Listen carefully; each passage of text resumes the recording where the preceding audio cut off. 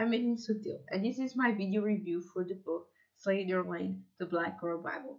It's about the experience of black women in the UK, how they face racism, sexism, and discrimination daily, from childhood to adulthood, and how they also experience these issues as well as other problems in various aspects and infrastructures of society. So, for example, how they deal with this at school, how they deal with racism in universities, how they struggle to be seen, recognized, and how they are underpaid at their work, how they struggle to find, for example, a partner because they are either considered unattractive or they are either dated for their sexual stereotype, how they deal with hate crimes in the internet, but also how they use it to educate people and to come together as a community. And it also talks about, for example, the problems with mental health in the black community. By the title, the book may seem like it's a motivational book, but I personally didn't think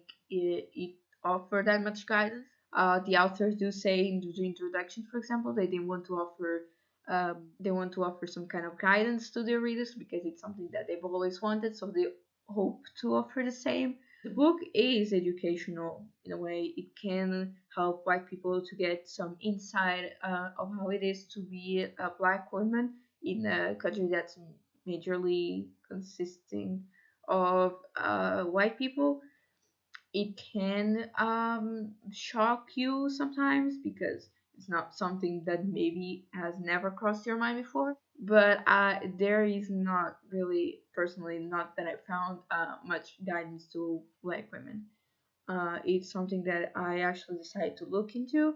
I decided to look for reviews, and apparently, some black readers thought the same, that they were simply reading something they already knew, which were their struggles. There wasn't much guidance or advice or motivation they were hoping to receive from this book.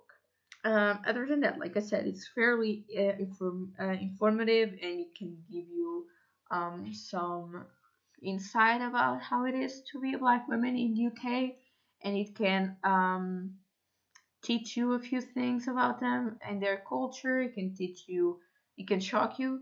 For example, I didn't know there was a lot of pressure from their parents to succeed at school no matter what. So, for example, if they were to get a 94% at a test, their parents would demand to know what happened to the other 6%.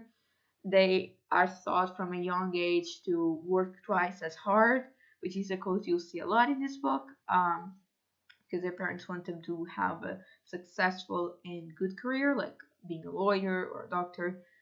Um, and it's because of this that, for example, they develop a lot of mental health issues, such as, for example, depression, anxiety, stress, and the list goes on. It's not easy for them because there's a lot of stigma in the black community and within their families, because they'll say, I've suffered more than you have, I've gone through much worse than you have, and I've never had mental illness. Um, so this issue is not talked often in the black community, which again leads to problems. And the authors do think that these issues should be talked about openly in black communities. And it's because of this struggle to open up about their problems that they find it hard to approach mental health professionals and to get the help they need. Although if they do get it, they're often misunderstood or misjudged, and uh, they're not treated accordingly as they should have been if they were white people.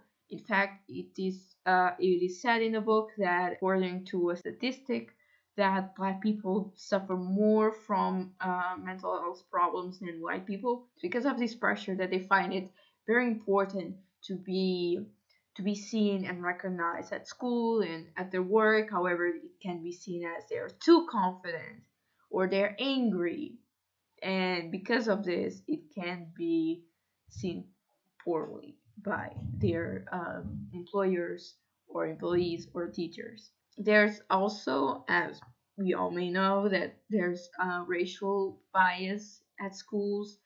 For example, if a white student does something wrong, they're given a second chance. But if a black person, a black student does it, they're immediately under detention or punished in some way. They talk about internet and social media. For example, I've seen, for example, Twitter threads of black people trying to educate social media about certain people or certain events that may not be what history taught us. Or, for example, one of the authors says that she never had much information about Black British history, but thanks to the internet, she found out about it. It's because of the internet that they also begin to feel a little better about themselves because an afro is seen as ugly and unattractive, and it's something that it should be something that they should avoid. But the internet taught them that it's something they should love because it's part of their identity. They also say that in the internet they still suffer from hate crimes, and it may be easier than in real life because after all, in the internet everyone can hide behind a fake username and a fake profile picture, and they can easily attack anyone because after all they'll be anonymous. But overall, like I said, this book is fairly educational and informative, and if you're ever curious about how black women suffer from in certain aspects of society, education, work, financial stability, for example, is also mentioned in one chapter about dating, about a representation, about health. You can read this book, and I hope it answers all your questions, and I hope you enjoy it as much as I did.